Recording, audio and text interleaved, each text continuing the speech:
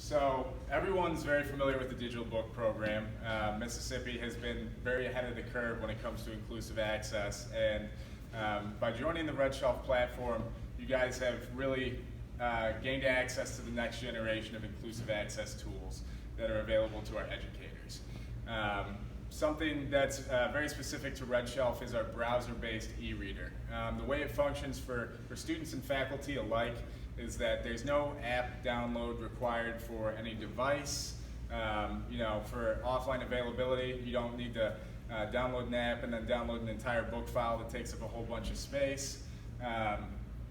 And the best part is that all the tools that are available in the online mode of the e-reader are available offline as well, and everything stays in one nice, neat, contiguous package so that the student experience does not change based on device or Mac, Windows, etc. Everything looks and functions the exact same.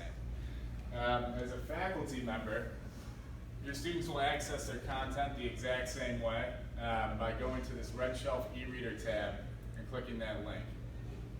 This is going to bring you and your students to the My Courses landing page.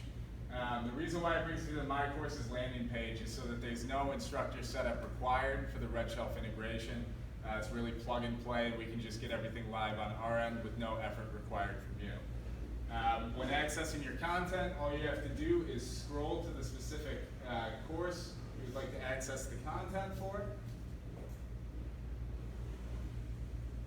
and click View Course Materials. That'll bring you directly to your content. Opening the ebook is as simple as clicking that Start Reading button. This information this is the professor view, but the students are going to see something similar, where it gives you the cover image, title, authors, and some data describing the book. These DRM restrictions on the right-hand side are the digital rights management restrictions that the publishers put in place. You see right there it says offline access 20%. What that means is that a student or faculty member can take 20% off, 20% of the book offline at any time. This does not cap the amount of the book that can be taken offline in totality. You can take the whole book offline, but only in 20% increments. The way our offline mode functions, which is something I'll show you when we get to the e-reader demonstration, is we call it the Netflix model of offline availability. The student and faculty can choose the range of pages they would like to make available offline, check that selection out, and then continue to function with the text with or without a Wi-Fi connection, and it's going to function the exact same as it would with a Wi-Fi connection. Any questions so far? Perfect. So going into the ebook, this is Candace's, I think, service marketing textbook. Let me jump to some content here. So we designed this e-reader with students in mind. It was initially, RedShelf was founded by students. Our co-founders, Timothy Haitayan and Greg Fenton, were students at the time they decided to come up with this company. They were fed up with the digital products that existed at the time. This was about 5 years ago, so you remember how those were. They were clunky PDFs that couldn't function on a mobile device. There were no interactivity tools. It was basically just a PDF file. We designed this reader to be incredibly intuitive for students who have either learned on print every day of K through 12, and then they come to this school and begin to start learning with ebooks. We wanted to make that transition as seamless as possible and improve the way our students learn. So very simply, by highlighting the text, you're able to access this quick drop-down menu that has all of the most commonly used tools. So after highlighting that text, all you have to do to place the annotation is click that Notes button, enter the note that you would like to save for that selected text, and hit Submit. And it's going to be docked on the right-hand side of the reader for the student to access, edit, and on the sidebar menu, they'll be able to jump across their notes within the text. And I'll touch on that in a moment. Going back to the most commonly used tools, we have Define, which is pretty self-explanatory. If you highlight a word and hit Define, it'll provide the definition to the student. Flashcards are a study function that we have available where students can create flashcards within the e-reader that are going to be available offline as well. So the front of the flashcard is going to be the highlighted text, and then the back side is at the student's discretion. You hit create flashcard and it's immediately added to their flashcard deck for studying.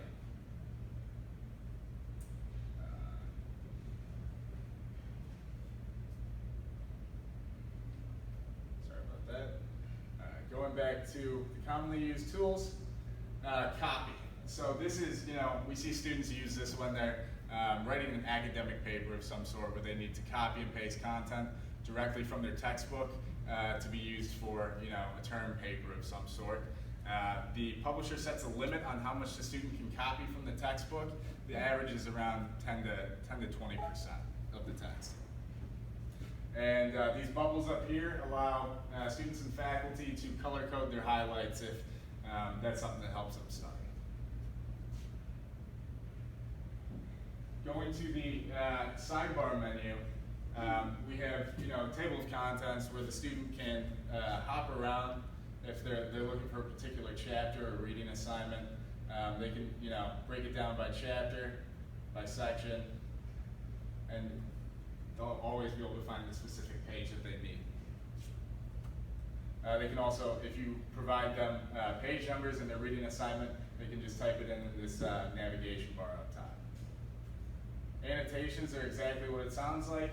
Basically, this is just a running tally of all the highlights and notes that the student takes within the e-reader. You can see up at the top there, they can search among those notes and highlights for a specific topic they may be looking for. And when they click on that note, it's going to bring them right to the page where they made that interaction. Can they print their annotations? No. Well, yes. Sort of. You're getting a little ahead of the game there, but so that's when it comes to study guide. So basically, all those annotations and highlights and all the interactions they made with the text are aggregated in this study guide. This the student can print out for studying purposes. Yeah, I see. Yeah, and this is also available offline as well. Everything I'm showing you is going to be available even during offline mode.